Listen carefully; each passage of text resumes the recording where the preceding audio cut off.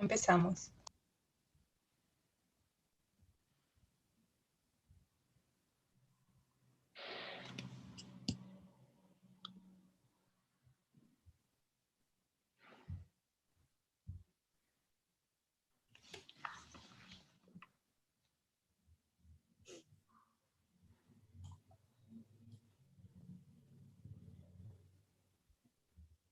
Hilter.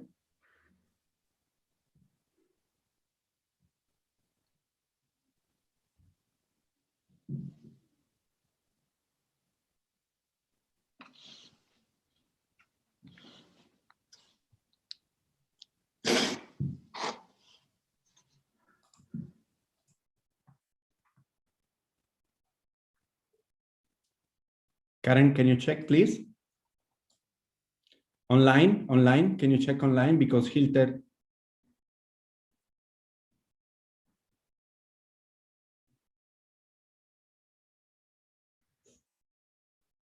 Okay. Dear all, thank you very much for joining us and welcome again to our World Heritage 2021 debates and the thematic month dedicated to the impacts of disaster and pandemics on World Heritage sites. I'm Umberto Bonomo, architect here in Chile, director of the Cultural Heritage Center of Catholic University, and convener of One World seminar together with Fernando Perez, Karen Golle, Yolanda Muñoz, and Hilter Gonzáles. And we planned this seminar to celebrate profound knowledge accumulated on how pandemics and social natural disaster have affected and now continue to affect our world heritage. Our speakers will kindly share their case studies, experience, and lessons to allow us creating a vision about the state of health or disease of our world heritage. Throughout this month, we organized more than 20 seminars and conversation, a very collective effort of more than 100 people, some of which from the most remote areas of the globe. Literally today we have all the world well represented from New Zealand to Rapa Nui. Along with thanking all the people who have made this possible, I will also like to thank all the coordinators of each session and the presenter who will accompany us throughout this month. For those who don't know our World Heritage Foundation, it seems relevant to me to recall our aim. The purpose of the foundation is to promote heritage protection, conservation, and management, to support knowledge-based decision-making, to promote good governance of the World Heritage Convention, and to engage and empower civil society in heritage protection and management. Having said this, I now introduce the theme of this month, sharing with you a small video that we prepare. I'm going to share my screen that introduces the session and the thematic disaster and pandemic.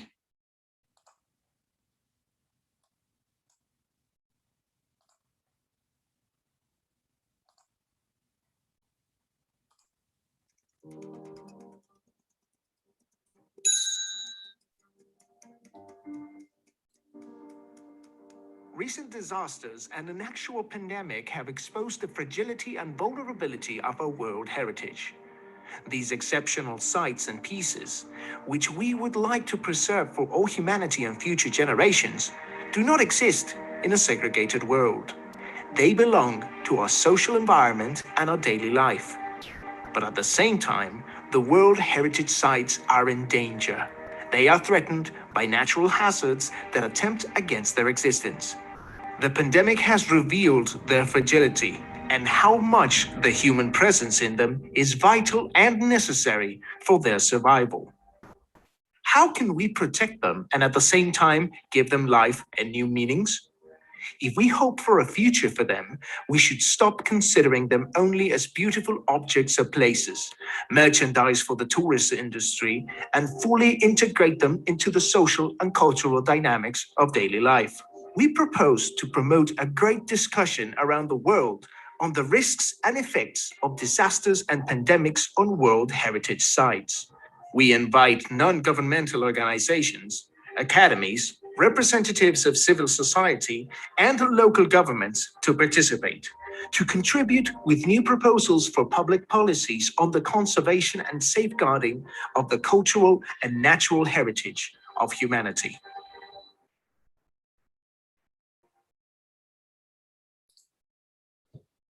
And now, today we have a very special session that closed this first week of debates. The session is Natural and Cultural Approaches to Disaster Prevention and Recovery. And the coordinator and host of the session is Maya Ishizawa. Maya Ishizawa works as a consultant with the ICROM World Heritage Leadership Program in the implementation of Panorama Nature Culture, Capacity Building, and World Heritage Leadership Research Network. Her research focuses on the management of cultural landscape and the study of nature-culture interaction in heritage places.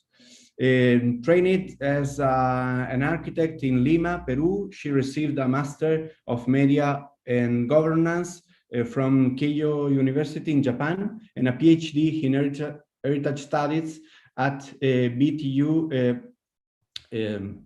Kobus-Senfberg in Germany. As a researcher at the University of Tsukuba in Japan, she coordinated the capacity building program of the UNESCO Chair on the Natural Cultural Linkages in Heritage Conservation. Maya, thank you very much to be the host today, and you have the floor.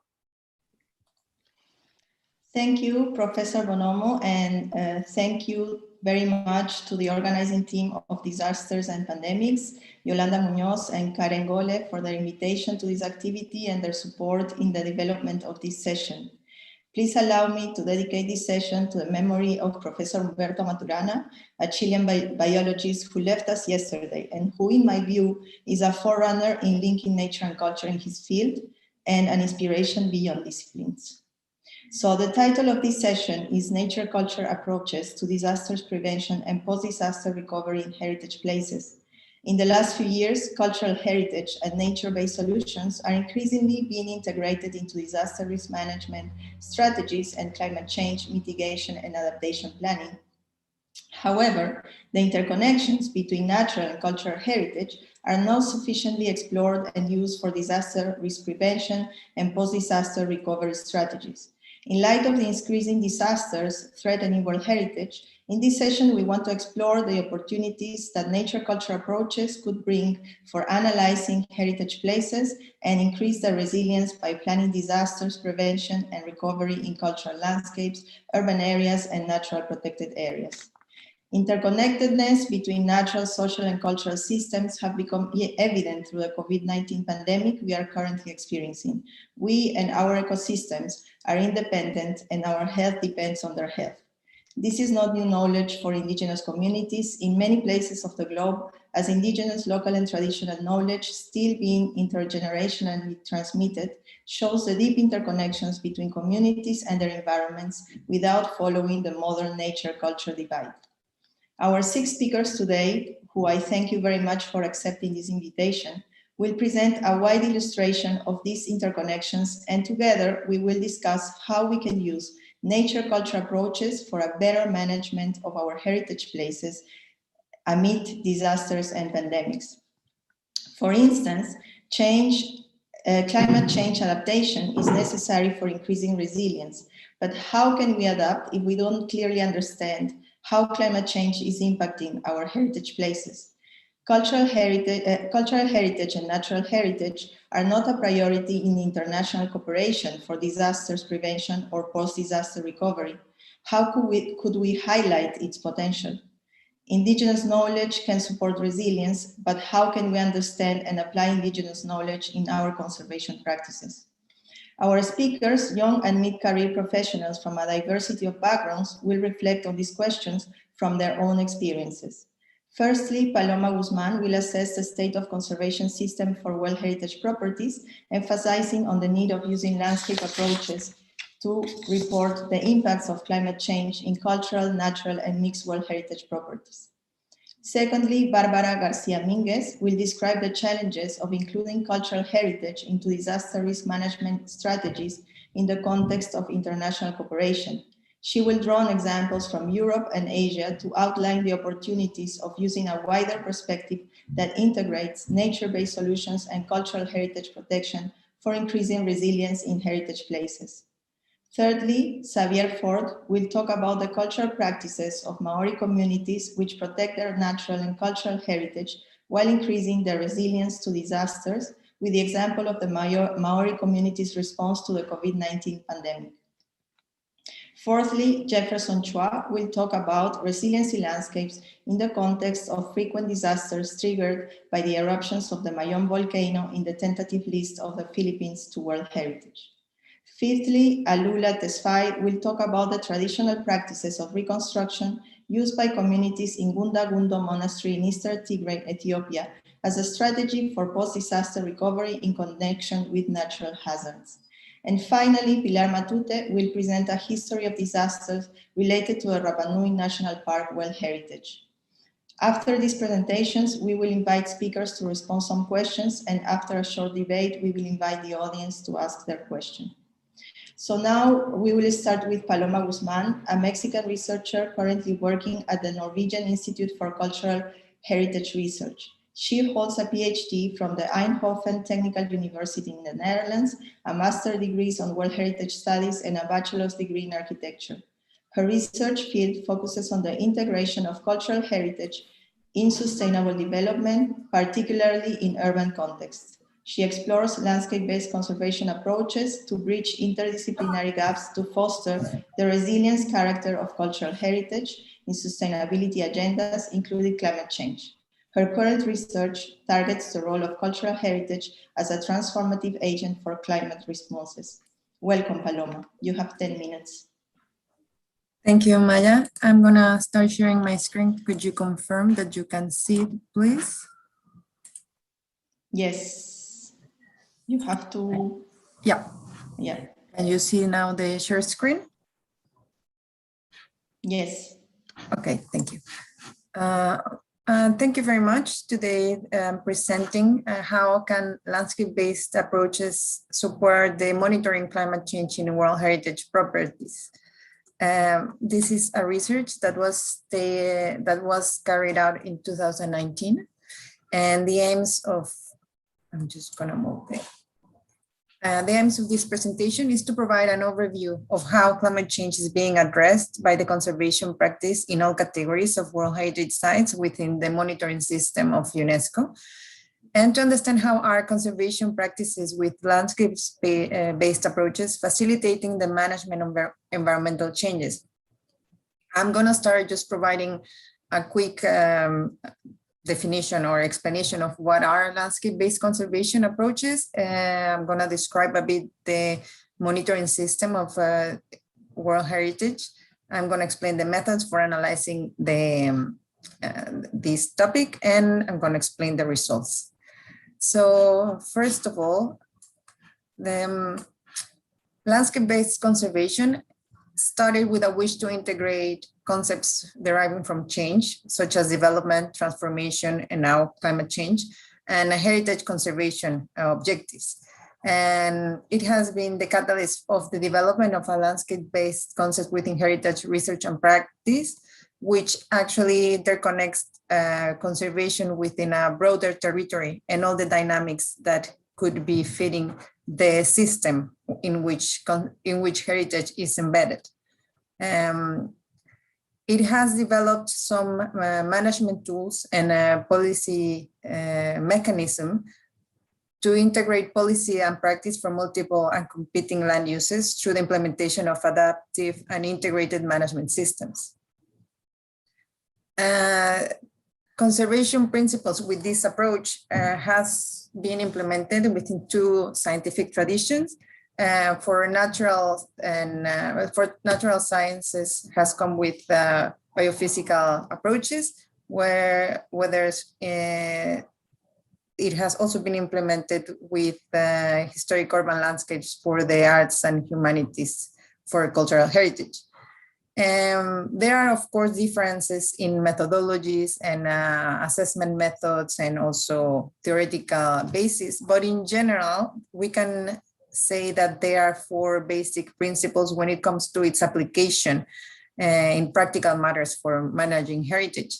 These 4 principles are the landscape scale, which means the upscaling of conservation activities within a territory or a broader context, looking for evidence for changes, in this case for climate change, on the impacts of the values of a heritage place, or the lack of availability of monitoring and documentation tools to inform management actions. A landscape governance, which requires the coordination of different plans and tools that are implemented within the territory, and the adaptation measures, which is the ability of systemic measures to address the changes that is affecting a site.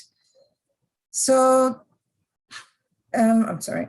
The World Heritage Monitoring System, we're basically speaking about the State of Conservation Report. These are key sources on trends and conservation practices and on factors affecting the conservation of the properties. The State of Conservation reports identify climate change and severe weather events among a list of 14 factors affecting the conservation. However, there are some aspects that are not really easy to understand in the way how the values of these sites are often operational through static values and physical delimitations. And heritage values are also differentiated between natural and cultural, which in their monitoring also uses different approaches in terms of disciplinary backgrounds. Climate action also related to World Heritage has been predominantly focused on the risk and vulnerability assessments of the outstanding universal values, and not so much how is actually the implementation and coordination of planning tools is working or not.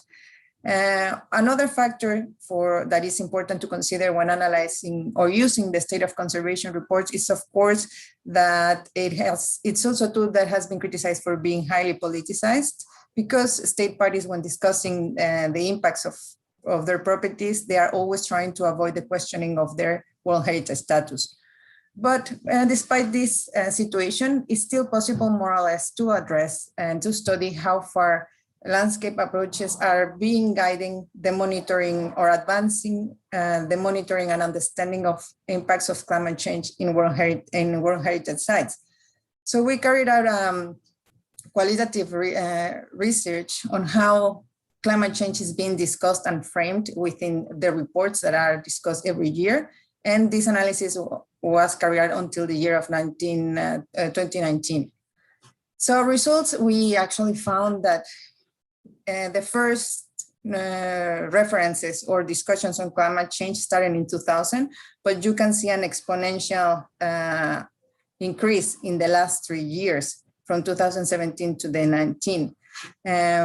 Also in this graph, you can see the first line is the total World Heritage categories on cultural, natural, and mixed properties, and the actual proportion of the sites monitoring, which it's 14%, for example, is the mixed properties. That means those that are the combination of natural and cultural sites, and followed by cultural, and of course the properties that are discussing it most often is natural sites.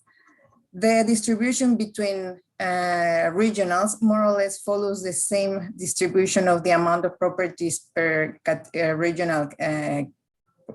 geographical areas.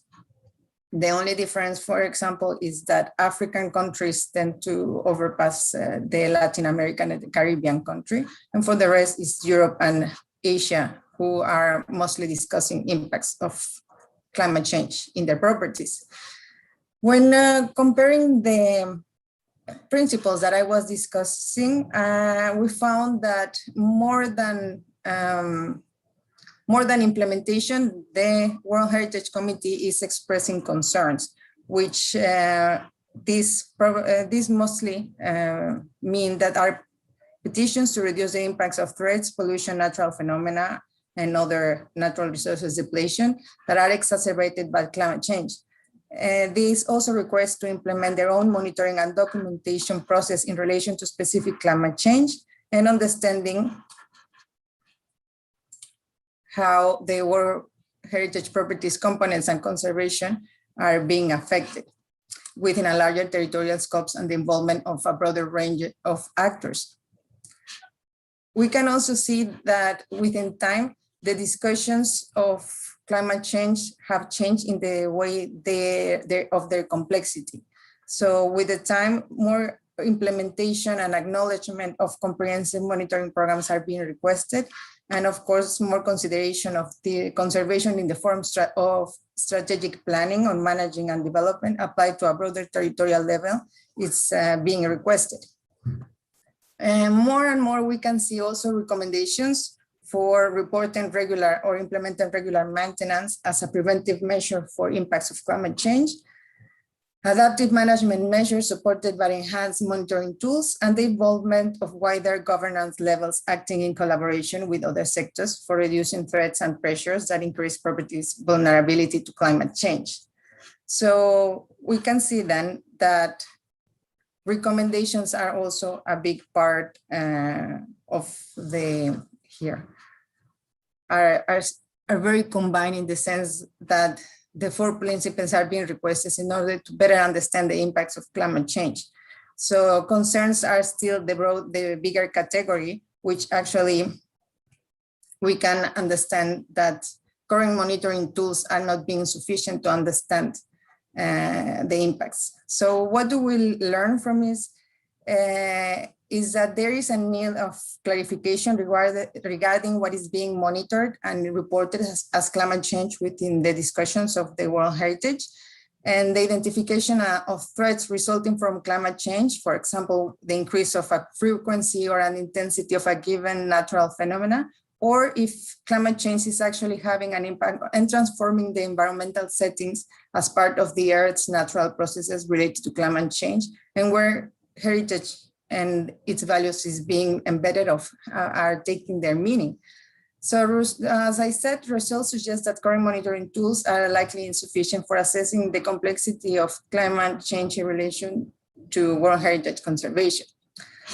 So we conclude that there has been progress on on recognizing climate change as a threat to World Heritage properties. And the landscape approach provides opportunities for the upscaling and the understanding of conservation activities in a wider context, including partnerships among different sectoral and governance sectors. But there's still need for deeper connections between the cultural and natural values as evidenced by climate change impacts. Common understanding of what constitutes anthropogenic and climate change and its associated impact, as I was mentioning, is still needed. And of course, this requires to revise the operationalization of the limits of acceptable change without losing heritage values. This is very important when we need to adapt our World Heritage properties to the changes in the environment. Thank you very much. Thank you, Paloma. Can we stop sharing your screen?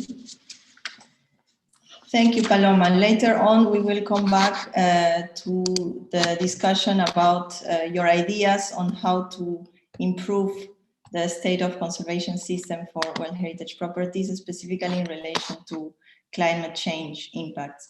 And now, let me introduce you Barbara Minguez-García. She's a consultant on disaster risk management and cultural heritage at the World Bank and the Global Facility for Disaster Reduction and Recovery. She has worked in several countries and projects, including Japan, Myanmar, Bhutan, Uzbekistan, Iraq, and Central American region. Before joining the World Bank, Barbara worked at the cultural offices of the Embassy of Spain in Washington, D.C. and the Consulate in New York. She participated in the UNESCO Chair Program on Cultural Heritage and Risk Management at Ritsumeikan University in Kyoto, and she's a member of the ICOMOS International Committee on Risk Preparedness. and also a mentor for the ICROM First Aid and Resilience for Cultural Heritage in Times of Crisis 2019 course. Welcome, Barbara. Thank you so much, Maya, and thank you for the invitation to present here the perspective from the disaster risk management side. I wanted to start with this photo because usually when we talk about disaster and cultural heritage, we use the example of earthquake affecting buildings. And I wanted to bring the attention on other kind of hazards, like coastal erosion that is influenced by climate change, as you know, and other kind of heritage as archaeological site that many times I'm not taking so much into consideration. And this bring that we have so many challenges when we connect disaster and heritage. And one of the main probably is understanding the risk that our heritage faced. And you probably are familiar with the way we calculate risk as an interaction of natural hazard, exposure, and vulnerability. And in other sectors, you can reduce the exposure in order to reduce risk. But in the case of cultural and natural heritage, and particularly World Heritage sites that you need to take into consideration authenticity and integrity, you cannot change the exposure. So the key to reduce risk is reducing the vulnerability. And in this regard, another big challenge is how sometimes vulnerability is increased due to previous work of conservation that they were not risk informed, such as, for example, happened in Bagan in Myanmar in the earthquake in 2016. The monuments more affected were the ones who have suffered previous reconstruction or conservation works in the past. And another big challenge from the disaster risk management perspective is that sometimes professionals don't know about the heritage, so may decide to demolish some structure at risk without knowing the value I added to those. Another big challenge is the lack of awareness in heritage sites and the development of plans to reduce risks and to create preparedness measures to respond to hazards and to potential disaster. And as a reminder, in the background, you see a photo of the zone that got almost totally destroyed in a fire in 2012. Unfortunately, most of the World Heritage site has not a proper disaster risk management plan and implementation. And at the same time, most of the countries' disaster risk management national plans don't include cultural or natural heritage as a sector to take into consideration. And one of the keys also is the lack of understanding, particularly of what intangible culture is. So the opportunity that came from all this, the main one, I would say that is the collaboration between sectors. Both disaster risk management, cultural heritage, natural heritage, humanitarian people need to work together and collaborate and exchange information and exchange lessons learned in order to protect the sites. And one key thing is to create multidisciplinary teams. And this works in both directions. People working on disaster risk management need to consider heritage and work with professionals who knows about heritage. And at the same time, people working in heritage sites or museums or collections need to integrate disaster risk management into their management sites. Another key point is to use the crisis as opportunities to improve the previous situation. So it's what we call build back better. And is after a crisis happens, the recovery process should not go back to the previous situation, but improve and reduce the risk. And in this regard, it's very useful to use previous experience and lessons learned, and even from other countries. I wanted to bring the example of Japan, that we developed a couple of years ago, a program on resilience cultural heritage. And we use this experience and lessons to be applied to other contexts. For example, bringing an example of a nature-based solution, You see in the screen the image of Kiyumisera temple to reduce landslide risk. And this was transferred, all this information, to a team working in Albania, in Europe, that was looking for solutions to reduce landslide without affecting the landscape and the impact.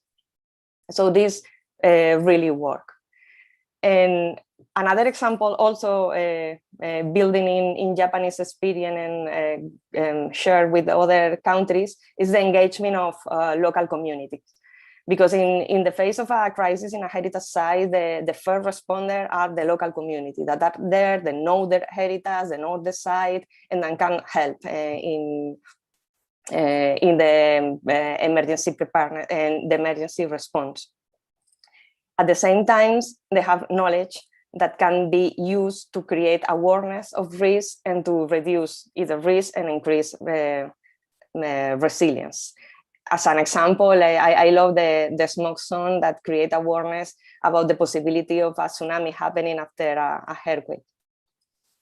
So all this kind of information make very critical the role of international institution and the international community on working together and bringing all this experience and lessons learned to be adapted to local context and to adapt good solution and best practices to each kind of cultural heritage. Because working in other sectors in disaster risk management is very easy, maybe to share experience to create a road, for instance, or other kind of infrastructure.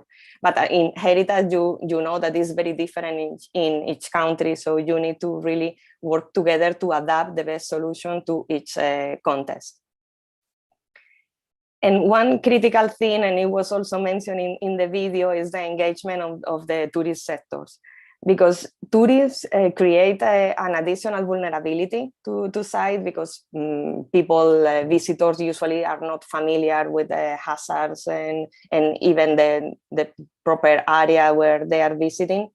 But at the same time, tourists can be at risk itself when governments or countries are focusing the economic development on tourists instead of focusing on the preservation of the heritage and the connection to the local community.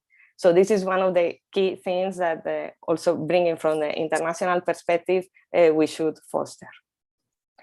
So overall, I would say that the main challenge is the lack of connection between sectors, and this at the same time bring the main opportunity, that is the collaboration, right? And the good news, bringing an example from Europe, is that there are so many initiatives doing this, connecting different sectors and working together to protect cultural heritage and also to use heritage and culture to fight crises of different kinds, either from natural hazards or human-made hazards. And as an example, I'm not going to all of this, happy to share links. Storm, for instance, is working in the first case that I was showing in the Roman archaeological area of Troya, close to Lisbon in Portugal, particularly focusing on the impact of climate change. To conclude the presentation, I wanted to bring a couple of initiatives that focus on capacity building and trainings that I think is a critical thing to strengthen all this network of professionals that I was talking about from different disciplines and for different countries. One is the ICROM First Aid for Cultural Heritage in Time of Crisis, that brings professionals from different countries working together and understanding how the different sectors can work and collaborate together. And likewise, the international training course on disaster risk management for cultural heritage at Mekelle University in Kyoto, that is a similar program, putting together professionals. And by the way, the open call for this year course is open until May 17, I think. So people interested in learning more and participate, I'm happy to share more information and links. So I stop here and thank you so much. Thank you very much, Barbara. So I think there are some comments in the chat, but we will go back to those comments later. First, we will go through all our case studies. So now we will move from international cooperation and the larger picture of World Heritage Sites and the global response to climate change and disasters to a very specific or 4 very specific case studies that we will start with Xavier. Xavier now works for Manatu Taonga, the Ministry for Culture and Heritage of Aotearoa, New Zealand, facilitating projects that support Maori traditional knowledge and innovation after 7 years spent managing the national recognition of sacred and ancestral places of significance to Maori. He is of the tribes of Raukawa, Ngati Toa, and Ngati Huia. Xavier is on the board of ICOMOS New Zealand and co-chairs its Maori Heritage Committee, and he's looking for opportunities to collaborate with First Nation peoples around the world to develop better heritage practices that support their cultural revitalization and self-determination. Welcome, Javier. You can share your screen. Thank you, Maya.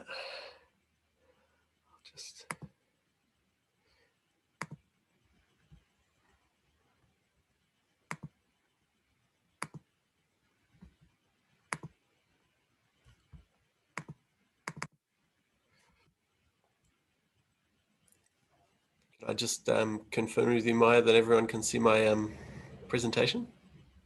Yes. Yes, currently. Cool. Brilliant. So,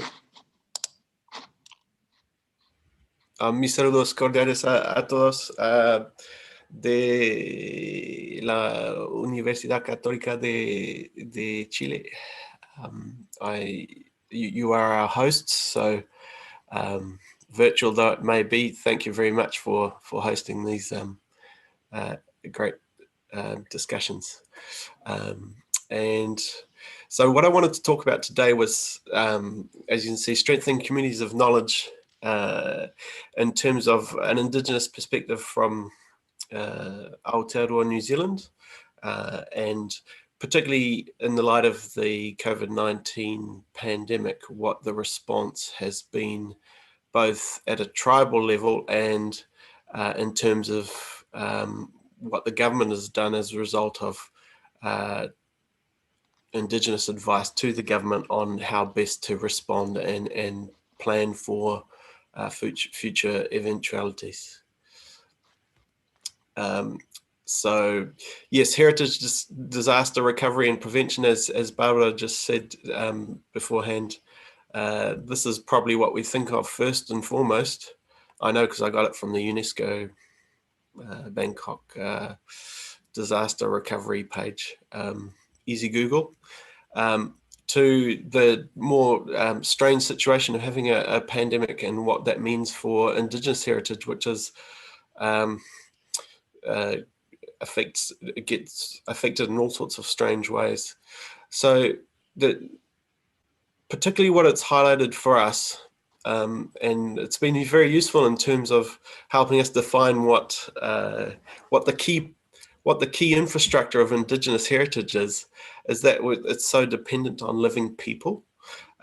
So I've got there our traditional knowledge, all of our practices, crafts, and as well as our rituals to engage in these things and to engage with each other, and our bloodlines and spiritual connections to place, which give us, our bloodlines give us those spiritual connections to place through genealogy and our history on the land. These things are what in particular targeted by a pandemic, because it's a sickness that obviously targets human life, and as well as that, so a disaster that affects human life.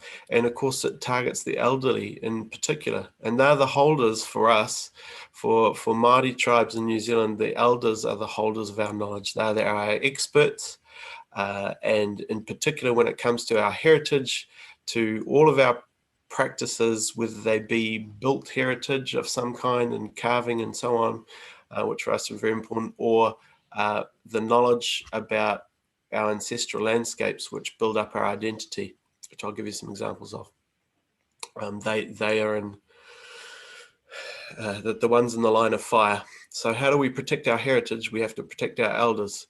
So our response was protect, revitalize, and disseminate. Protect, this was the first thing that happened in Aotearoa as a result of New Zealand as a result of the pandemic. We ended up having roadblocks all over the country, which were tribal roadblocks, which were set up totally illegally, but with the aim of trying to restrict movement, because at least in the government did have policies, obviously, of restricting movement, but these were just their own tribal response. It was very powerful, actually.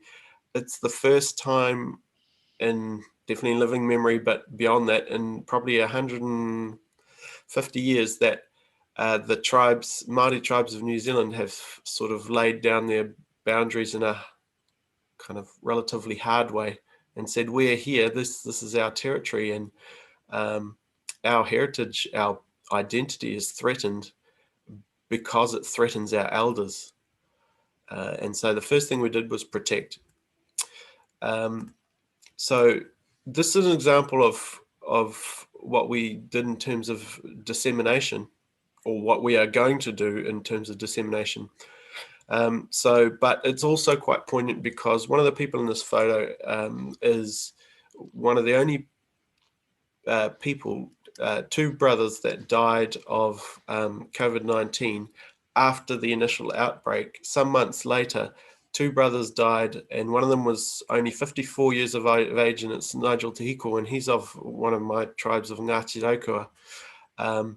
And that highlighted for us, and he was our tribal historian, and held a lot of important knowledge. And this was a wānanga from, a traditional gathering from a few years ago, to learn the knowledge that he was passing on to us, as well as some other elders, about, in this case, a particular heritage site, which was marked by this, in this case, it's a very old ship mast, and there was a prophet who came here and flew his flag from there. But there's a whole story behind that.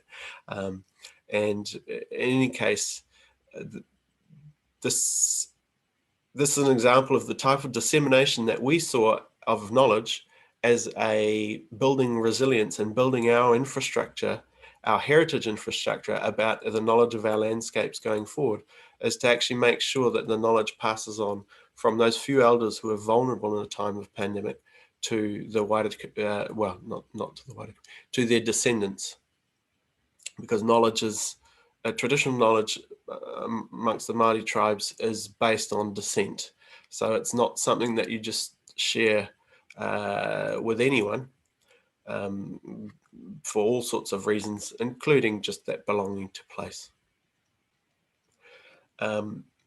So the type of knowledge that we're protecting is, here's an example. What's special about a rock? A rock is a rock is a rock. In this case, it's a rock which has a story associated with it, that a chief, well, basically a beautiful bird started coming to this rock, and then a neighboring chief decided he would try and steal that bird.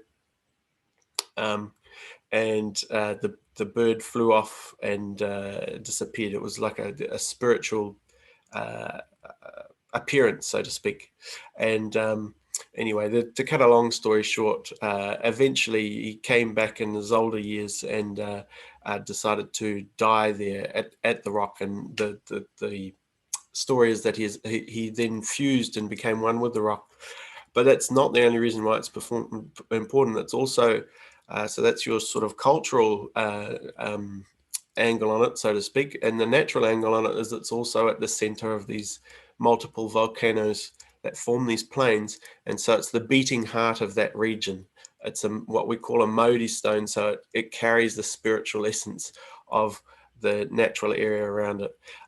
And so, but without the knowledge held by the elders and their communities of that place, it's just a rock. And it has been treated as such. And of course, many of these places get destroyed around the country, and have been in the past. So the knowledge is what protects that heritage. And so the dissemination of that knowledge is a mechanism of building resilience. So the same goes for our trees, caves, mountains, traditional pathways, food gathering sites, landforms, spiritual pathways. All of these things make up our ancestral landscapes when they're linked together in the spoken word by a knowledgeable descendant, and that's important as well. They can't just, it's not knowledge that can just be gathered and exist on a page somewhere. That's not our understanding of our own indigenous knowledge, and nor how to keep it alive. So here's some example of some landscape features. The rock at the top left, actually, the Nigel T, who died of COVID-19, he was particularly knowledgeable about that and wrote a story about. So one of our ancestors, earliest ancestors who arrived from the Polynesia here, was pursued by a woman and hid in this rock. And there's all sorts of stories that go with that. And then at the bottom, you've got a landscape feature, which is, you know, formed by accretion, and there'll be many scientific explanation, but for the people down at the top of the South Island where it is, it was created by incantation by one of the first explorers, who was actually pursuing one of his own crewmen who had escaped with his daughter and trying to elope. So these sorts of stories are lost. This knowledge is lost, and it is us if we don't have it, including natural resources. So here's some, you know, an opal, which is a special type of, I suppose you've got a grass, but like pampas actually, or something. So, but it's also the uses of it are many and varied, including, for example, the traditional insulation for our roofs. So all of these materials and practices, the knowledge of which has been whittled down in many cases to nobody, very few people knowing about them anymore and how they are used. Our resilience, how we're going to build resilience for the future, is in part, and this is what tribes have advised the government of New Zealand that they want to see happen, is the revitalization of traditional knowledge through funded grants, so that the tribes can do what they want to do and just apply for the money to do it. And most of that is around gathering together the experts with those who want to learn from their own communities and descendants. Here's the way that a whole ancestral landscape will connect, is defined on these sorts of, you know, on a large level with a map. These are ancestors, the people that you've got on one side, whose places and place names and burial sites and body parts are named after landscape, because that's the way we do it when we arrive to claim that landscape for our tribe. These things are all, there's a carved representation of the ancestor who's the summit of this mountain on this particular island of Kapiti, which is in the tribal territory of one of my tribes called Ngāti Toa. And there's the burial caves of many of our ancestral chiefs down one end of the island, named after Tutiremwana's wife. So you can see how our genealogies are imprinted on the landscape, and that's the knowledge that our elders hold for us. And so this knowledge of ancestral landscapes is actually something that we've put particular emphasis on in terms of the government grants and programs to build resilience through the dissemination of knowledge and the gathering of those who are knowledgeable to advance that knowledge and develop that knowledge. So, for example, so you might be familiar. This is a nice volcano, and also our first World Heritage Site, 1993 mixed cultural and natural site called Tongariro, and the first one inscribed for mixed criteria of cultural and natural. And of course, it's just a mountain and a volcano, but in terms of the cultural ancestral landscape, there's a whole line of fire that you can see coming in here, and that's That's the Pacific line of fire and the Ring of Fire, and it's connected to the arrival of some of our ancestors down that line, and the various places associated with them, and one of them in particular who explored all the way to Tongariro, and the story is he actually called on his sisters who were powerful in the ways of under the under earth, the fires under the earth, and they sent him this line of fire to warm him. And so that's an example, and he was one of the first arrivals from Polynesia on one of these waka, an example of the ancestral landscapes that are lost.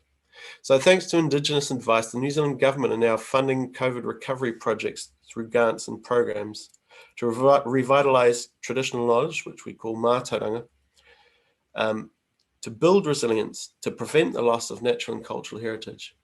And particularly because this pandemic situation has threatened our elders, we're able to respond by trying to disseminate that knowledge.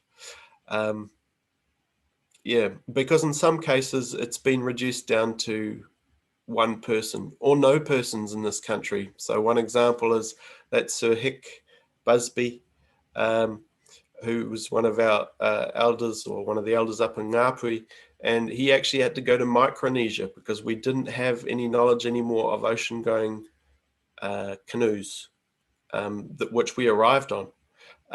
He had to go to Micronesia to find someone there who would teach us and many other Polynesian peoples from around the Pacific what the remnants of, well, very strong remnants of ocean voyaging, and then revitalize that through dissemination to the point that now there's a center for that type of knowledge that's been set up just this year, so that's a healthy now strand of knowledge where there was nobody left, going back, you know, 1,000 or more years of ancestral knowledge. So yeah, so we want to see more of this effectively. We want to see more of our descendants and groups gathering to learn about their own places, their own heritage, to strengthen their own identity and revitalize their own culture, because that is the infrastructure or the building block of what you could call our Indigenous heritage. And so that's basically been part of our pandemic response. And that's all from me. Thank you very much, Xavier. That was really, really interesting to learn more about Maori landscape and Indigenous knowledge. We will come back to discuss a bit more about this. And now we will actually keep traveling in the Ring of Fire. We are going to Philippines now with Jeff Chua, who currently works in Greenpeace Philippines as a campaigner.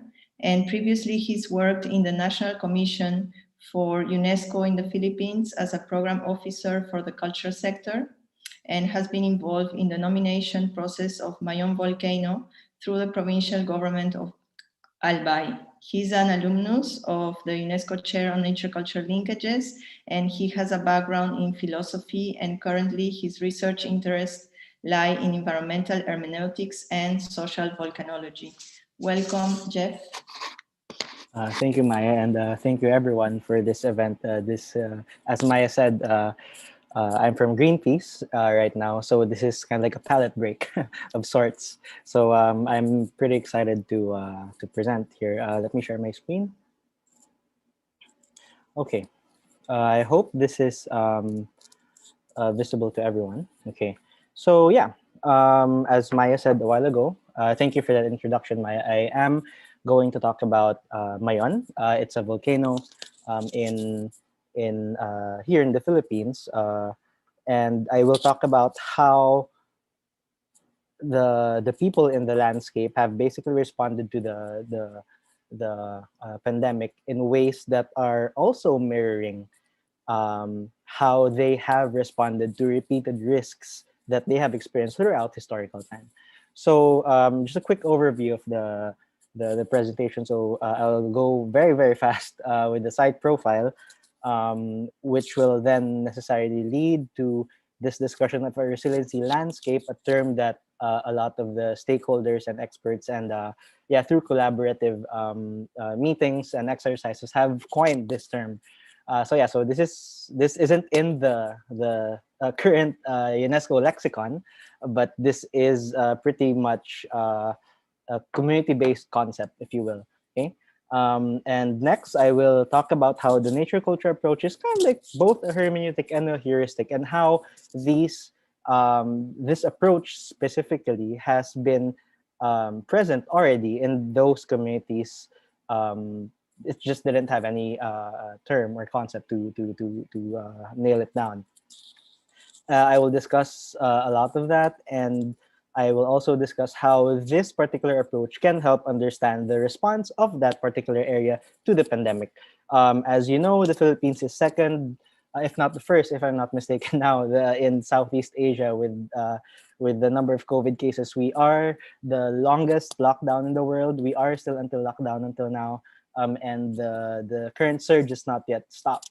So it's pretty dire here in the Philippines right now, and in this particular area in the Philippines, they face a lot of other risks.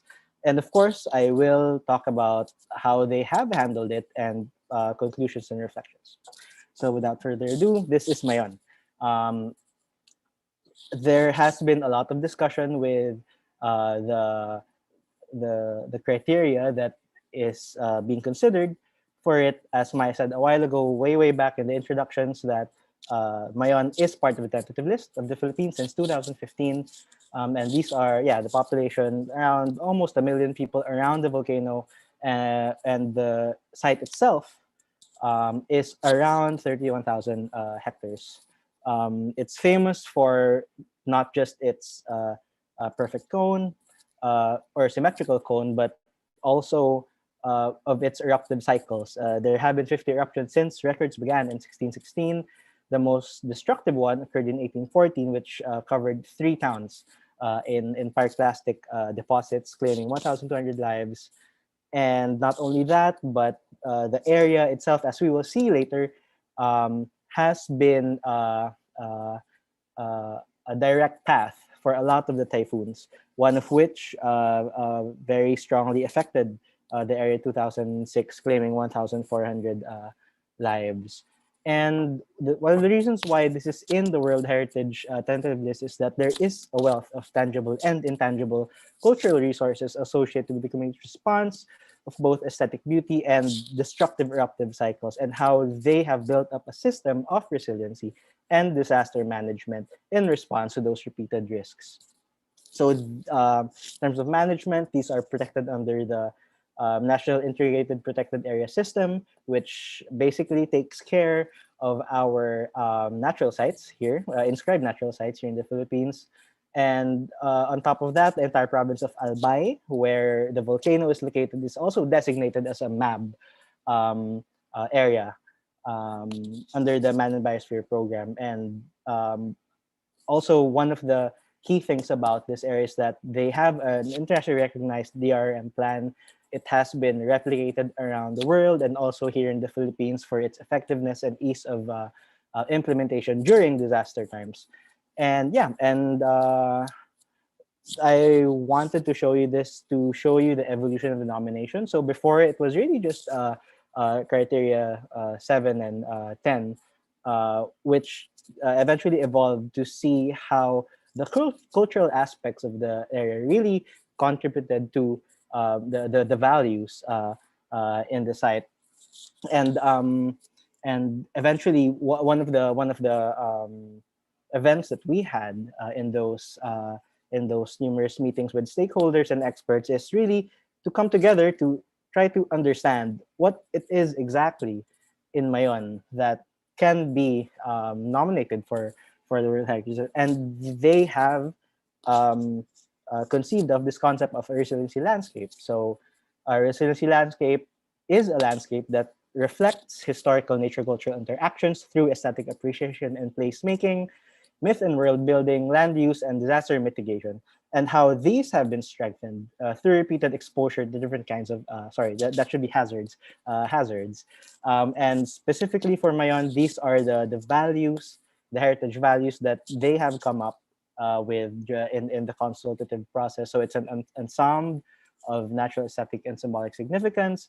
It's an outstanding example of human volcano interactionism through land use, through religion, and through the sheer diversity of tangible and intangible cultural heritage. And lastly, historical interactions between the community and the volcano as a basis for the evolution of volcano and disaster mitigation science worldwide. In fact, Mayon has been featured in the past 2 IUCN reports on volcanoes as one of the more underrepresented sites that have a lot of potential in the World Heritage List. So we can see it as a synthesis of 1, natural landscape aesthetic values, 2, community resilience values, and 3, lifelong knowledge production values.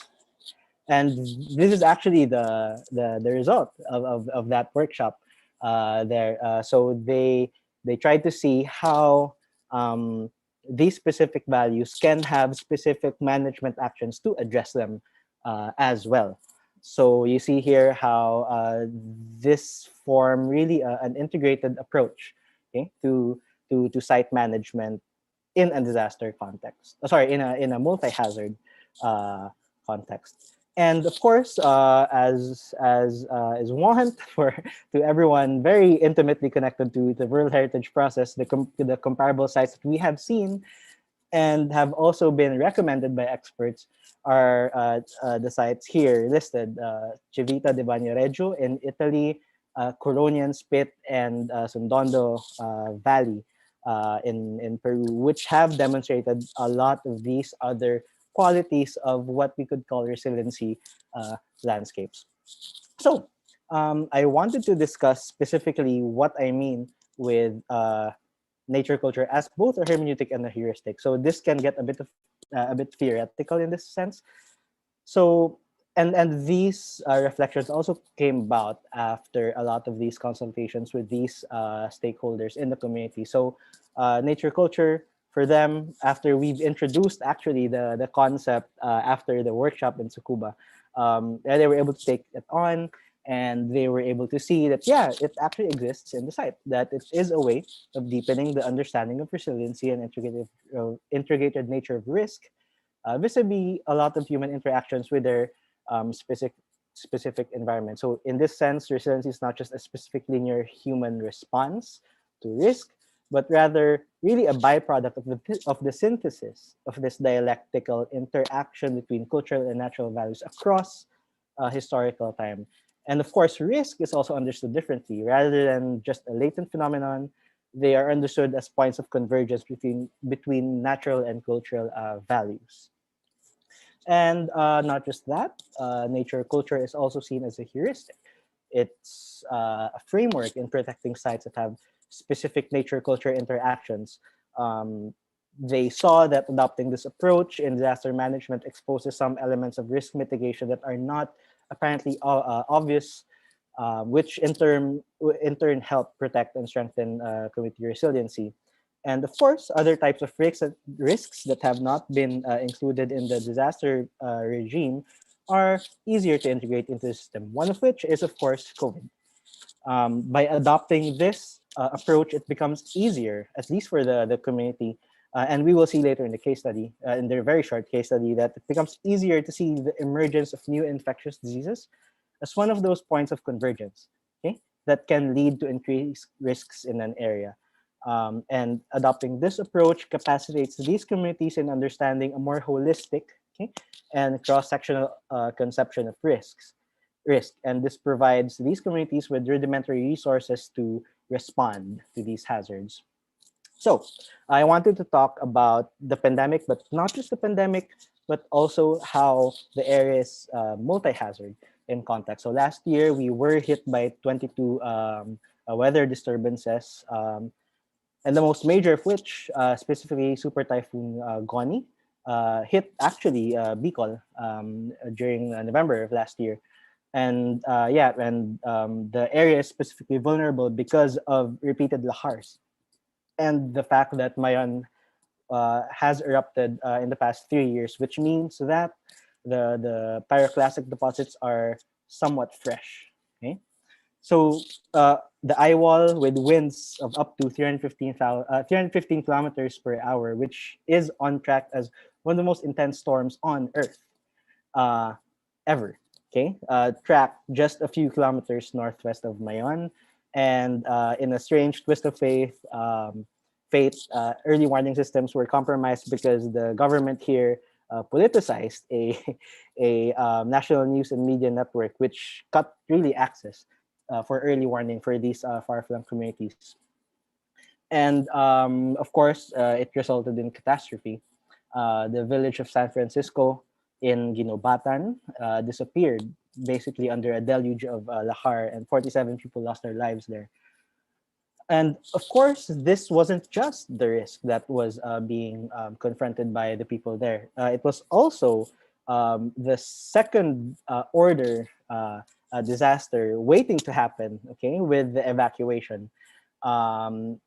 There were fears of it being a super spreader event because, of course, you'd have a lot of people crumpled up in a particular area. But strangely, as you will see in this graph, the particular graph from November to January, okay, shows actually a decrease, okay, in actual COVID cases in that particular locality. And yeah, eventually evacuation centers were still managed well with social distancing protocols in place. So this wasn't the only typhoon that that confronted the area. There was an earlier typhoon called Vongfong, which passed through the same area. It was the first time during that year that communities around Mayon contended with their recurring typhoon risk in the context of the pandemic. So a lot of the local governments there really changed their approach from 4 to 6 families per room inside the evacuation center to just 2 to 3 families to maintain that 1 meter distance. And they had to adapt to use their typhoon information and warning systems and communication materials to the pandemic, okay? And it became easier for them to integrate these health protocols to the DRR scheme in place. And one of the DRR officers in Libon, which is a town in near Mayon, says we just have to combine practice that we do for different hazards for as long as lives are not threatened, sacrificed, or at risk. So these were basically the challenges in integrating COVID-related risks to the DRR framework in the area. So first, some local governments reallocated their budget for procurement of equipment for hospitals and PPEs. There was a marked increase of psychosocial issues because of lockdowns and social isolation, and a lot of the usual training of first responders, which really form the important first step in disaster response, were reduced because of social distancing protocols. And lastly, it was really more difficult for localities that do not have established DRR norms in place because they were basically confronting the risk kind of like for the first time, right? And one of the and I guess in reflecting on these matters, there was also a need to see how there needed to be a more organic integration of new media in first response and information dissemination, specifically in a post-truth societal context where fake news abounds. It was identified that trust building should be should be capacitated through cultural events. Here we see the linkages between nature and culture again. Integrating more psychosocial support. Fourthly, communications and public science training for first responders, and co-creating these organic communication strategies with local knowledge bearers. Okay? And lastly, to utilize these attributes, okay, and integrating them in early warning systems for more effective dissemination and communication. So this is the last slide. Just some few conclusions and reflections here. So we see here how resiliency landscapes reflect these linkages in terms of risk management and reduction and are important categories, okay, to consider in pursuing a more balanced World Heritage List, especially in an increasingly volatile world where risks abound as human communities encroach more and more into natural environments, because that is the current understanding of COVID, that people have done this encroachment too much, which has resulted in the emergence of these diseases, and that these diseases should not be treated as separate risks. Okay? Through this nature culture approach, we clearly see how interactions between both nature and culture and the place of human agency in them could actually lead to those risks. But conversely, okay, it is also through this approach that disaster response regimes can build resiliency better, even with risks that were not considered before. And this has been shown in Mayon, where because of their repeated exposure to hazards, they were able to adapt faster, okay, to the pandemic. Yeah, and that ends my presentation. Thank you, everyone. Thank you very much, Jeff. That was really amazing presentation. Thank you. Now, because we are exceeding our time already, let's go fastly to Africa with Alula Tesfay Asfa, who is a lecturer at Mekelle University, Ethiopia, and special researcher at the University of Tsukuba in Japan. He had made his studies of bachelor and master's in Mekelle in architecture and urban planning, and he finished his PhD in World Cultural Heritage Studies in Tsukuba. His dissertation, titled Integrated Approach for Heritage Conservation in Mekelle, Ethiopia through the Historic Urban Landscape Approach. He has worked in restoration of Gunda Gundo Monastery as project leader between 2015 and 2017. He is currently active in teaching and research in heritage and urbanism, focusing on Ethiopia. Welcome, Alula.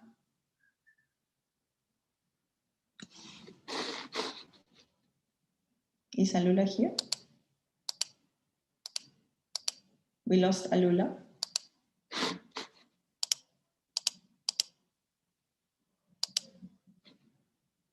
Well, it seems that Alula is not connected right now.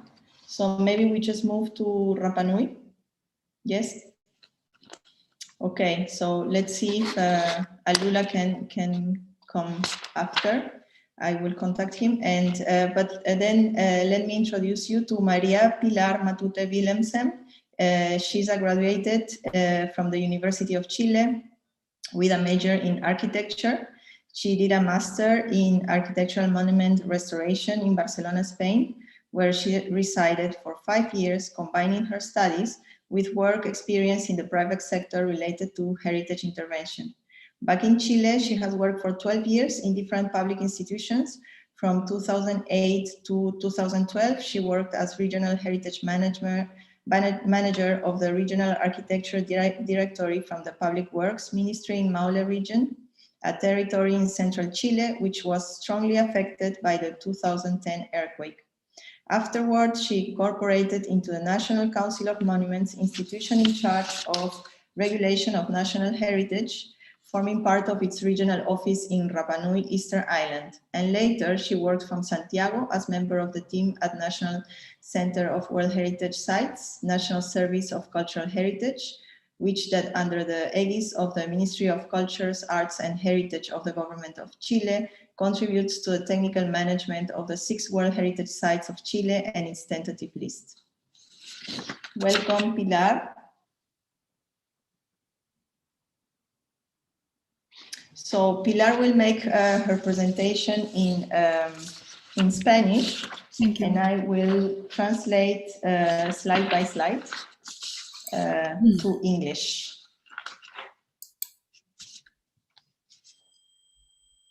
Thank you, Maya. ¿Se ve la presentación, cierto? Sí.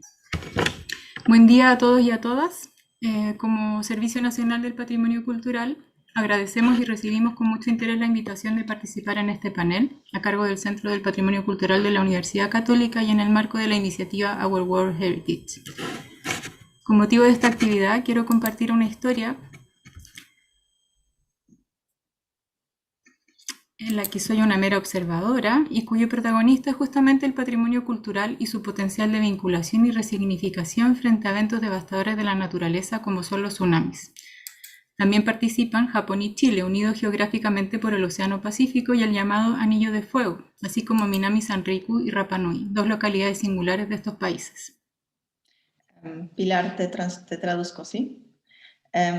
So Pilar says good morning to everyone, and as the National Center for World Heritage Sites of the National Cultural Heritage Service, she has welcomed the invitation to participate in this panel of the One World Seminar on Disasters and Pandemics by the University of Chile Cultural Heritage Center within the framework of the initiative of our World Heritage, specifically under the theme Nature Culture Approaches to Disaster Prevention and Post-Disaster Recovery in Heritage Places.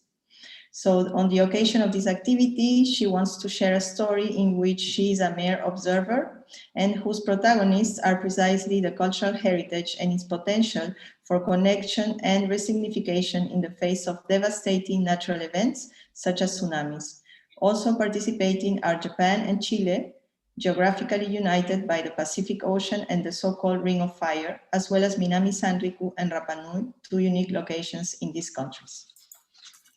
Rapa Nui o Isla de Pascua se encuentra ubicada en medio del Océano Pacífico a 3.700 kilómetros de la costa de Chile. Esta isla de aproximadamente 163 kilómetros cuadrados de superficie es mundialmente conocida por su patrimonio cultural, gracias al que forma parte de la lista de Patrimonio Mundial de UNESCO, desde 1995 a través del Parque Nacional Rapa Nui, que constituye un 43% de su territorio, y que hoy es administrado por la comunidad Rapa Nui. So Rapa Nui, or Easter Island, is located in the middle of the Pacific Ocean at 3,700 kilometers from the coast of Chile. This island of approximately 163 kilometers of surface is known worldwide for its cultural heritage, thanks to which it has been part of the UNESCO World Heritage List since 1995 through the Rapa Nui National Park, which constitutes 43% of its territory and which today is administered by the Rapa Nui community itself. Dentro de este patrimonio cultural es particularmente característico el carácter monumental representado por los moai, esculturas megalíticas de piedra volcánica, generalmente tobalapilli, proveniente del volcán Rano-Raraku, que fueron talladas entre los siglos XI y XVII, llegando a medir hasta 21 metros y alcanzando un peso estimado de 200 toneladas, el más grande del que se tiene registro, y que quedó en proceso de fabricación adherido a la cantera en la ladera del volcán. Within this cultural heritage, the monumental character represented by the moai is particularly characteristic. These are megalithic sculptures of volcanic stone, generally lapilli tuff from the Rano-Raraku volcano, which were carved between the 11th and 17th centuries, measuring up to 21 meters and reaching an estimated weight of 200 tons, the largest on record and which was still in the manufacturing process attached to a quarry on the site of the volcano. Si bien el valor histórico, artístico y tecnológico asociado a estas figuras que fueron elaboradas, desplazadas y montadas en sus ajus por los propios Rapa Nui no tiene precedentes, es su valor inmaterial el que los mantiene especialmente vigentes para la comunidad local, valor que los hace herederos y representantes de sus ancestros, de su mana o fuerza ancestral, y que los conecta con la naturaleza, ya sea como orientadores astronómicos, como generadores de fertilidad y riqueza de recursos, o como protectores y guardianes del bienestar de la isla. Although the historical, artistic, and technological value associated with these figures that were displaced and mounted in their apu by the Rapa Nuis is unprecedented, it is their immaterial value that keeps them especially valid for the local community, a value that makes heirs and representatives of their ancestors, of their mana or ancestral force, and that connects them with nature either as astronomical guides, as generators of fertility and wealth of resources, or as protectors and guardians of the well-being on the island. Se sabe que cuando un moai salía de la cantera y era izado sobre su plataforma, se le dotaba de ojos de coral y obsidiana o escoria roja, transformándose en la representación de un ancestro y de todo su mana o poder, por lo que el reconocimiento de las cavidades oculares talladas también es un atributo significativo. It is known that when the Moai left the quarry and was hoisted on its platform, it was endowed with eyes of color and obsidian or red scum, transforming it into the representation of an ancestor and all its mana or power. So recognition of carved eye sockets is also a significant attribute. En esta misma lógica, la caída de los Moai aparentemente como resultado de una crisis ambiental y social en la isla refuerza su vínculo y relevancia como mediador entre sus habitantes y la naturaleza que los provee y rodea. La ausencia o pérdida de mana se vincula ineludiblemente a los golpes que ha vivido la isla. In this same logic, the fall of the Moai, apparently as a result of an environmental and social crisis on the island, reinforces its link and relevance as a mediator between its inhabitants and the nature that provides and surrounds them. The absence or loss of mana is inescapably linked to the blows that the island has experienced. Por otro lado, Rapa Nui también es conocida como el territorio habitado más remoto del planeta. Inserta en el Océano Pacífico, se relaciona a través de esta inmensa masa de agua con las demás islas de su entorno, con la navegación, la cultura polinésica, pero también con los fenómenos naturales que se les vinculan.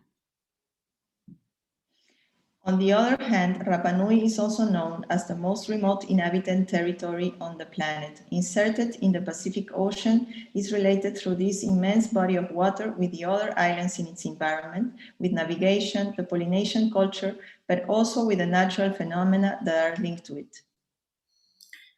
Uno de estos fenómenos, el tsunami, es capaz de conectar territorios a más de 17.000 kilómetros de distancia. Fruto de la experiencia, cuando hay un terremoto cercano a la costa chilena, pensamos en Japón y viceversa, así como también en Rapa Nui y en las islas que están en esta ruta. Además de océano, compartimos la región más sísmica del planeta, en que se genera cerca del 90% de los terremotos del mundo, por lo que esta relación es bastante frecuente.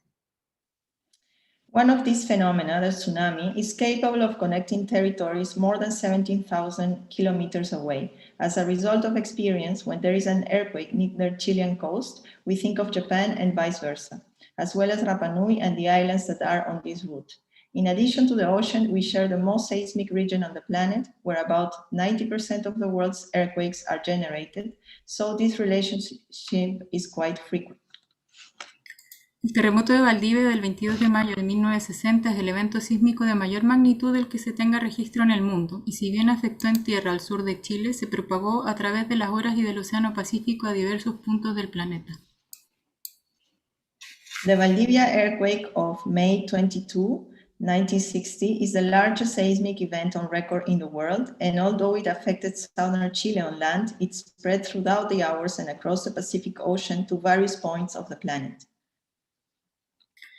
Unas 6 horas después del evento en Chile continental, una inmensa ola azotó la costa este de Rapa Nui entrando por el sector de Ahu-Tongariki, afortunadamente lejos de su centro poblado, pero dejando graves daños en lo que fue uno de los ahu más excepcionales de su cultura, con 220 metros de largo y 15 figuras megalíticas de cerca de 50 toneladas de peso cada una, que la fuerza del mar consiguió desplazar decenas de metros.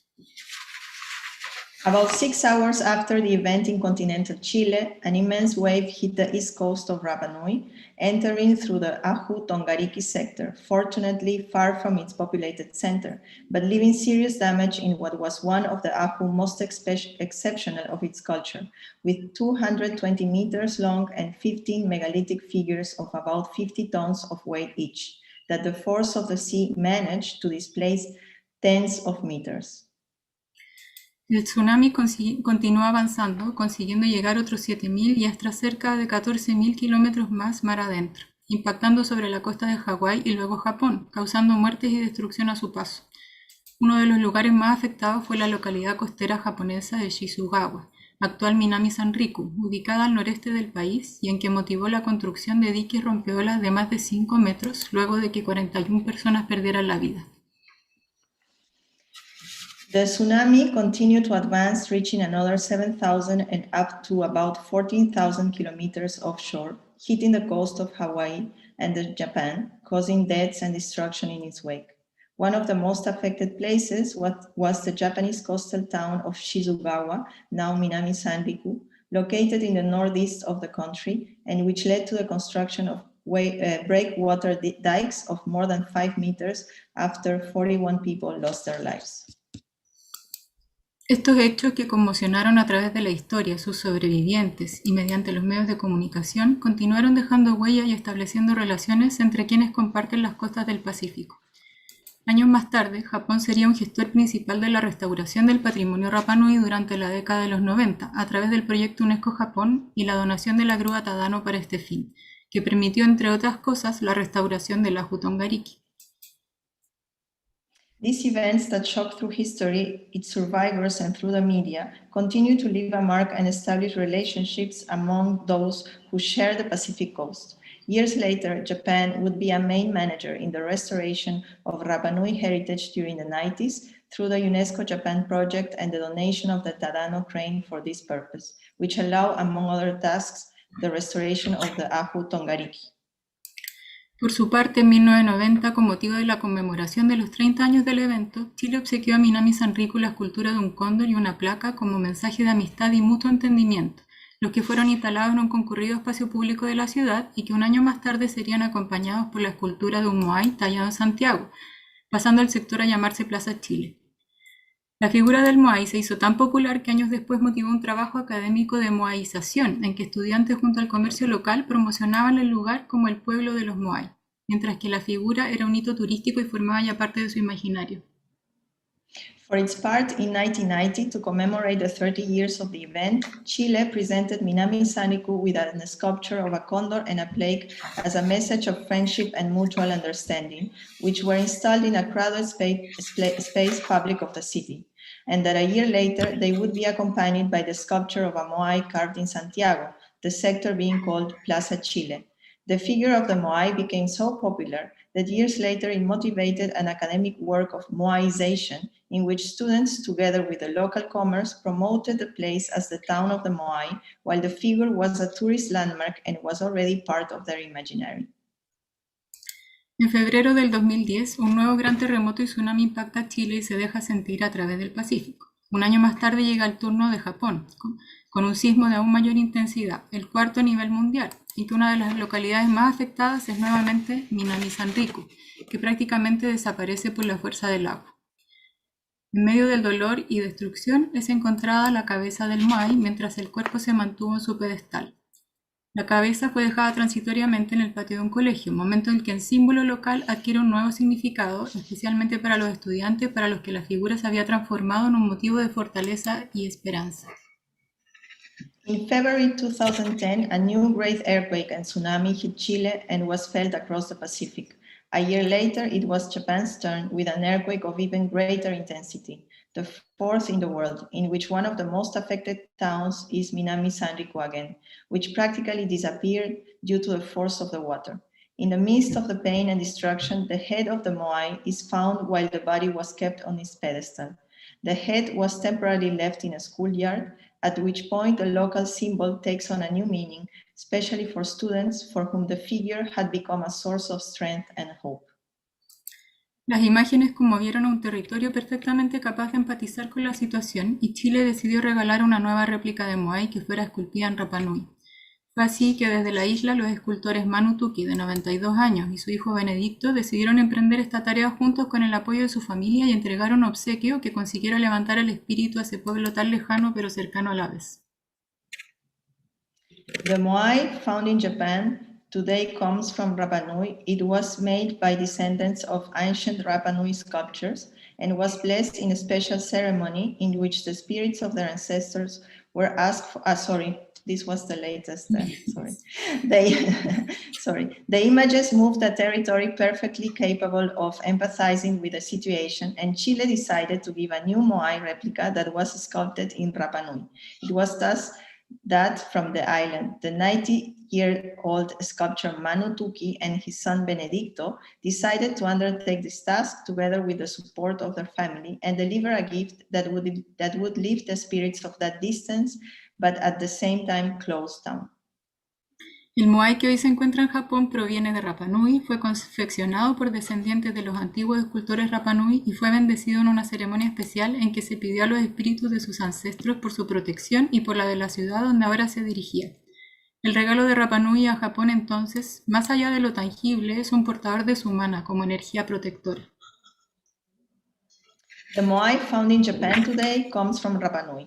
It was made by descendants of ancient Rapa Nui sculptures and was blessed in a special ceremony in which the spirits of their ancestors were asked for their protection and that of the city, where he was headed now. Rapa Nui's gift to Japan, then beyond the tangible, is a bearer of his mana as a protective energy. Trasladar un moai de casi 3 metros de alto desde Rapa Nui a Japón probablemente no es una tarea fácil, así como tampoco lo es transmitir y trasladar su significado a una comunidad distinta.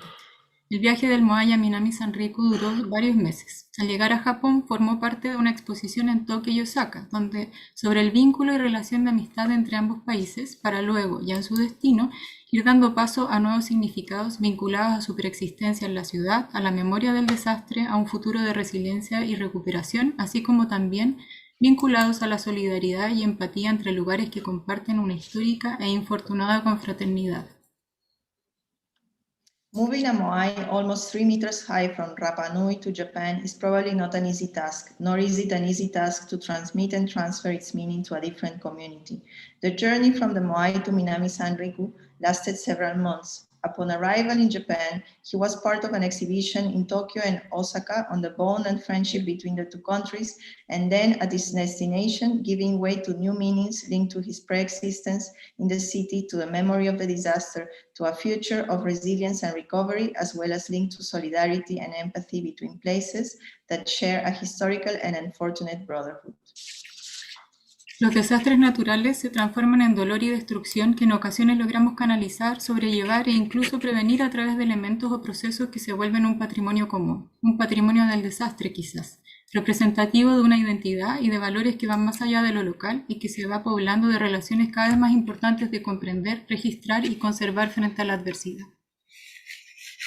Disasters can be painful and destructive, and this pain and destruction that sometimes manages to channel, cope with, and even prevent through elements or processes that become a common heritage, perhaps a disaster heritage, representative of an identity and values that go beyond the local, and that is being populated with increasingly important relationships to understand, record, and preserve in the face of adversity. Muchas gracias y gracias Maya por la traducción. Gracias, Pilar. Thank you very much, Pilar. Now I would like to see if Meraji is still with us. Is she still with us, Meraji? Sí, sí está. Yes. Hello, Maya.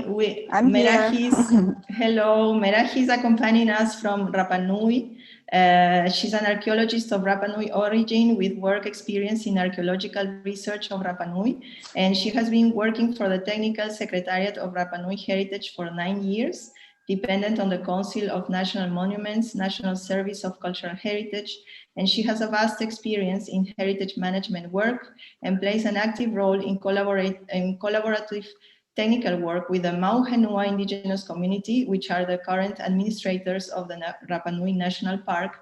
And today, Meraji will tell us a bit more, expand a bit the presentation on the current situation in Rapa Nui in relation to the response to COVID pandemic and other strategies that are being used in the island to connect nature and culture to protect the Moai and all the heritage from disasters.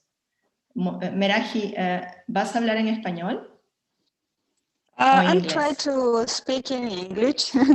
I'm so sorry about the English. My English is not really perfect, but I really want to speak in English. For me, it's very important to be with us today because we are really, really far from mainland and from another place in the world. And it's very important to explain how is our situation now. I don't have a presentation. I just only want to explain about the pandemic situation on the island. And our history have a big relation with the resilient world. Because when the ancient people discover Rapa Nui territory, they only have one important word in this land, and that is the rock. Our culture, we live with the rock. They start to build not only the moai, they build all of the cultural system with the rocks, like the ceremonial platforms, like the houses with rock, the different tools to work and to build the big moais with rocks, because we don't use iron or another type of materials. We use only the rock. And until today, we use the same basic concept on our island. And the resilience is the most important things, because we don't have a flight comes from mainland, and we only have 2 or 3 ships comes on the months, and we are come back to the different traditional practice. Okay, we don't have tourism now on the island, and we are happy too, because we don't have COVID cases on our island 1 year ago, and that is very good, because our medical system is not really good, but our community start to apply 3 important concepts. One is the tapu. The tapu is mean something like the taboo. Is, for example, when the Maya, ¿cómo dices, alcalde? Mayor. Hello? When the mayor say, okay, you have to be in a quarantena. Please don't go to the street, and you have to do it that. Okay, that's mean tapu, or like in taboo. The other word is, it's a moa. It's means respect to all of these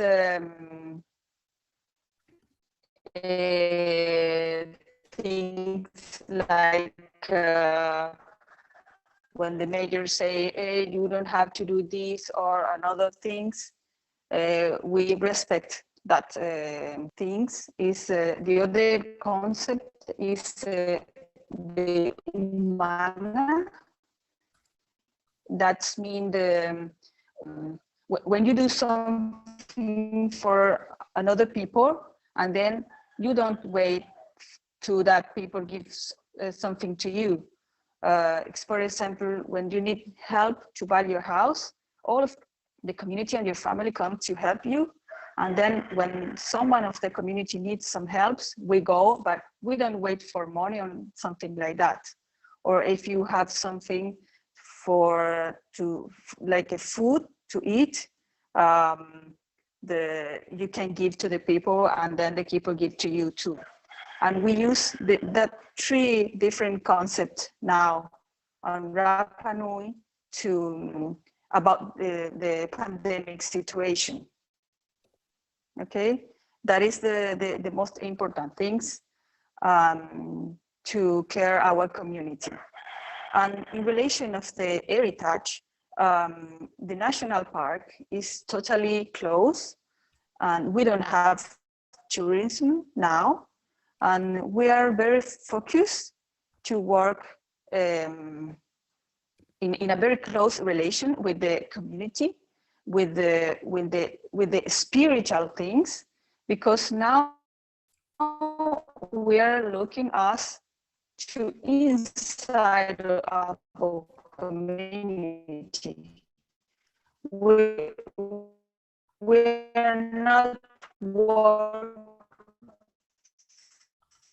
only for the tourists or to prepare the archaeological site for the external person. We are work now for our community, for our kids, for the schools, for the people who need to connect again the archaeological site with the spiritual things of fields. Like we lose some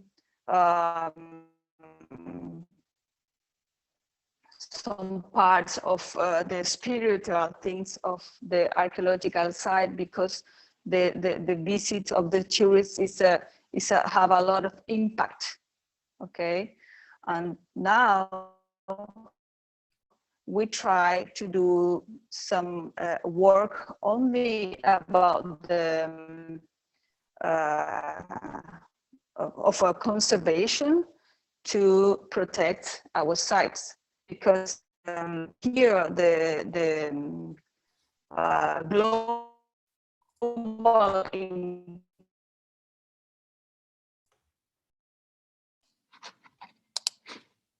of the climate change is very important, because all of the archaeological sites, the big platform with the moais, are in the coast of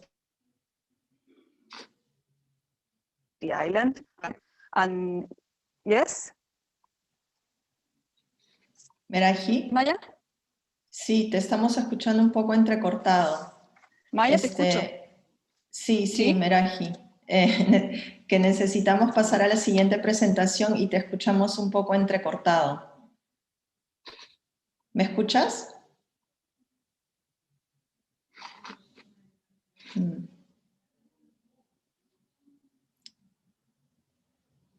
Yeah, I think.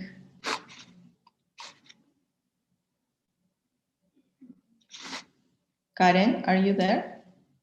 Sí, estamos. Yes. Okay. Yes, Yeah. Sorry, it's because I'm not sure if it's me who is losing the connection. No, you're right.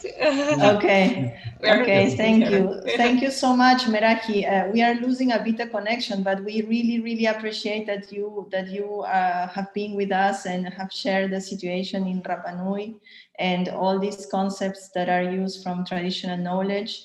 I think if we have the chance, we can also relate this to the concepts that Xavier presented before. I think it's a common culture of the Polynesian islands. But now I would like to invite again Alula, who is back with us, right? And make his presentation. Yes, I'm so sorry for earlier. Thank you, Alula. Please. Don't worry. I will keep it short. I wasted some of your time, so also last presenter. So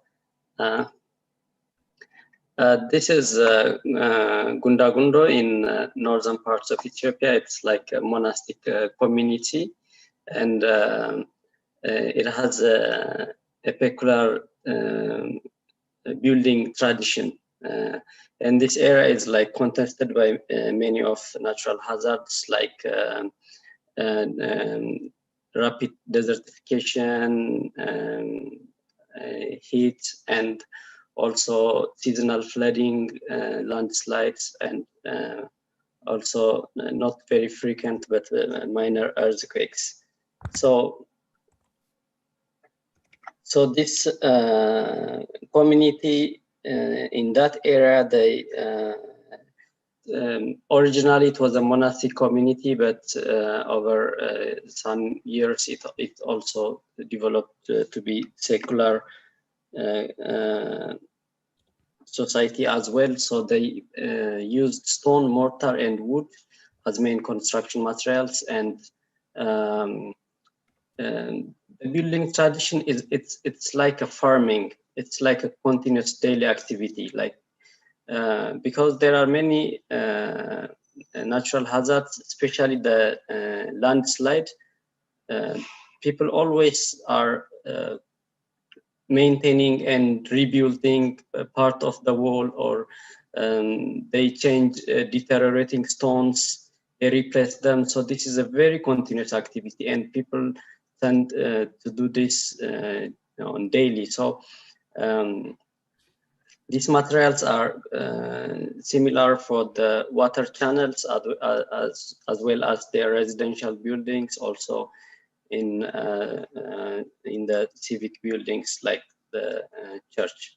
So stone and mud is intensively used for virtually almost anything. So if, for example, you can see like the bells here are also made from rock, which they make a very wonderful sound. And so this from 1960s, there was an introduction of new materials in that area, especially to heritage buildings. Corrugated iron sheet was introduced to cover the roofs, and also cement was also introduced to this area. Specifically, these two introduced materials has intensively affected that a tradition that was core to the society's resilience, because this daily activity of construction and repair and checking and replacing the bad materials from the existing wall was disrupted because of these construction materials, which have a relative permanence. So people started to ignore those buildings which are already built by cement. They will think that they cannot be maintained. You cannot like take out one stone from cement wall and then you can replace it, or especially with our research. Where I was in Mekelle University, and at that time, this building from 15th century, it's like the main church of the monastery. It's Saint Mary Church, and it was in a very bad condition. This church has a yearly festival, which is usually in January after the harvest. The harvest is around December in Ethiopia, so there will be a feast of Saint Mary in January. So usually the community will gather and clean the church, repair it, and especially they replace the thatched roof every year. And this was a continuous tradition that was happening. But around 40 years ago, there was the Emperor commissioned to build a corrugated iron roof for the church, which was considered a very good kind of gift at that time. And some tradition was broken, and the building continued to significantly deteriorate because the community stopped that continuous tradition to repair and replace. So when the reconstruction of this building was initiated, restoration of this church was initiated. It was focused on the community and on the traditions. There are local craftsmen. Almost the farmers are high skilled in stone laying and this kind of activities. So what we did was to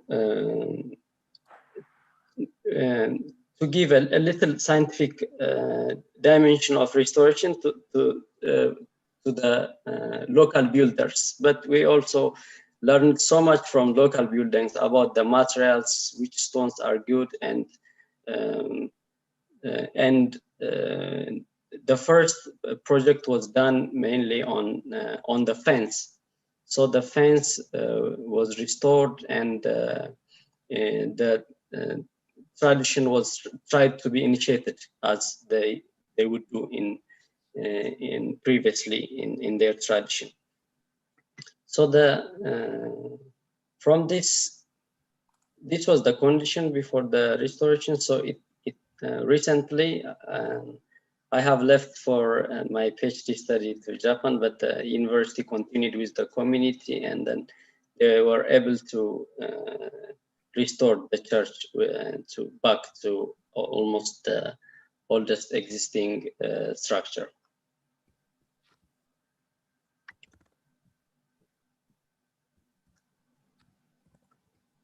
So these traditions are like very important. That is what's the case I want to show, like how these traditions are very,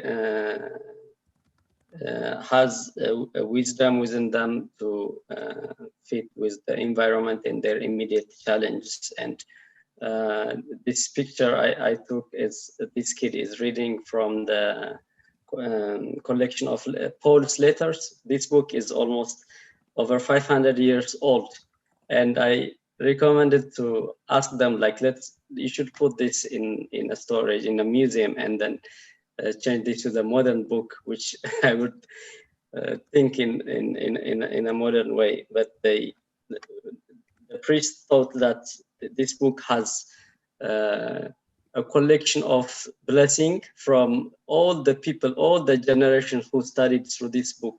So this kid will not only is trying to memorize Paul's letters, but he also has responsibility and burden to keep tradition from generations of people who studied from this exact book for over 500 years. And these are important traditions that I have observed and I wanted to share with you. Thank you so much. I will finish with this. Thank you very much, Alula. Because we don't have so much time left, I think we don't have time to open for questions maybe, but I would like to ask our panelists if they would like to add something or comment on the other presentations, or if they want to just complete some of their thoughts that didn't finish before. Is anyone interested in making a comment after listening to all? Especially I wanted to ask Xavier how he sees this connection with also, I guess, the case of Jeff and the case of Pilar on Rapa Nui and Meraji, and the issue of indigenous knowledge and how to bring it up to be considered in policy making at national levels and maybe also international levels for World Heritage, for example. Well, that's an interesting question. But it was good to see that there were a few people connected by the Pacific line of fire, even though Pilar reminded us that most of the time that means we'll get a tsunami from Chile, or but it's still a connection. But yeah, in terms of, so one of the interesting things, I suppose, well, and also challenges of dealing with anything to do with indigenous knowledge is that it is about how would I say it? It's about it's about also indigenous control, I suppose. So so that's why, for example, when you presented me, Maya, there was a line in there about cultural revitalization and self-determination, like indigenous self-determination. And so I think the challenge there is for our governments in the various countries to accept, to give indigenous peoples agency, and so over their culture, and that's not necessarily a straightforward process or an easy process, but that's what, in my humble opinion, will yield the best heritage outcomes if the custodians of the heritage have the say about how it is treated, or at least have a say, then including in government policy, then the outcomes are likely to be much better. And so, well, for example, the case of Rapa Nui and the changes that have happened there over the last, I don't know, 50 to 70 years are pretty extreme. And so you'd hope now that things would have changed and that would improve the uptake of not just traditional knowledge in terms of how it gets reflected in the various policies about how things happen on the island, because once upon a time, same as here in New Zealand, it was the European ethnologists that came, they wrote down the knowledge, they took the knowledge, they made their publications about these interesting indigenous curiosities and their heritage, and then drew their own conclusions about how they should be treated and the management methods by which these sites should be controlled, and then generally left. And so there's a big change obviously afoot in the world, but we're not quite there. So but yeah, I think that's probably my one big comment in answer to your question, is that Indigenous agency is key to, and heritage custodian, in terms of non-Indigenous heritage as well. If the custodian communities of the heritage are heavily involved and have a degree of autonomy and power in terms of the policy making for their heritage sites, then the outcomes will be a lot better. And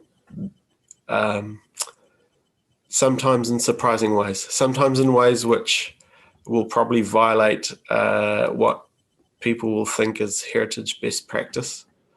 Just to give one example, one of the things that Māori have traditionally done with our carefully carved ancestral houses, which may be 70 years old, is when it's time, they decide it's time for a new one, they might just bury these intricate carvings of the ancestors in a swamp, or they might burn the whole house. And so that's always a challenge for heritage practitioners, including those of us who are both, have a foot in both camp. We might be heritage professionals as well as of Indigenous descent. What does that mean? And how does that challenge heritage practice, so to speak, and what the management of these places? Anyway, that's my comment. Thank you very much, Xavier. Jeff, you want to say something? Yes, I would echo Xavier's point a while ago, but I also think there are a lot of barriers that impede the movement really from Indigenous agency to policy making, especially in very post-colonial countries such as the Philippines, where Indigenous cultures are fetishized. They're usually interpreted in terms of market access and marketability. They're not really interpreted in terms of adding new knowledge to management regimes, for example, in heritage sites, for example. So I guess in post-colonial societies, I guess all of us here are post-colonial in some way. There is that, shall we say, political aspect that a lot of Indigenous communities have to contend with. I am not part of any Indigenous community, so I can't speak fully. But here, for example, in the Philippines, usually taking on Indigenous rights and taking on Indigenous concerns is usually interpreted as communist concerns. So there is that political element here in the Philippines, which makes it a lot more difficult for indigenous communities to really contribute to policymaking, specifically because they will be targeted to be killed. So it's I guess that difference and that layer is very difficult to get over, especially for indigenous communities, and even for us who are also sharers of that concern, right? With these communities, it's also difficult for us to assume that responsibility because we will be also tagged as communists, for example. Yeah. Yes. So yeah. Thank you, Jeff. Yes, it's true. We have to think about all these layers of complexity related to these issues. Unfortunately, our time is up. But I think there will be another panel on specifically indigenous knowledge in the next sessions. There will be one, I think. So we hope that it can build on this discussion. And so thank you very much to all the panelists, all who accepted and stayed up or woke up very early today to be with us. Thank you very much.